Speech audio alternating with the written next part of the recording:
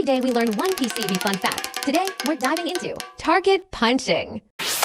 Target punching, also known as target hole punching. Positioning hole punching is a critical positioning process term in the PCB printed circuit board manufacturing field. Its core function is to precisely punch specific sized small holes using specialized punching dies or laser equipment along the edge of the PCB substrate or non-circuit areas. This provides precise positioning benchmarks for subsequent production stages, serving as a core pre-process to ensure PCB assembly precision and batch consistency. The core function of target punching lies in establishing a unified positioning reference. Equipment such as SMT placement machines and automatic optical inspection systems can rapidly calibrate PCB positioning by identifying target hole coordinates to rapidly calibrate PCB positioning, ensuring placement accuracy for high-precision components like 0.105 microcomponents and VGA chips within plus or minus 0.03 millimeters tolerance.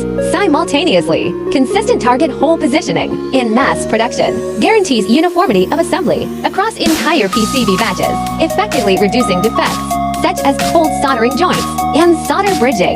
This process demands extremely high precision. Target hole diameters typically range from 0.8 to 1 millimeters, with positional tolerances requiring control within plus or minus 0.01 millimeters. Laser target punching offers superior accuracy. Target holes are often positioned at PCB corners or edges, with 2 to 4 holes generally placed to avoid occupying functional pad areas.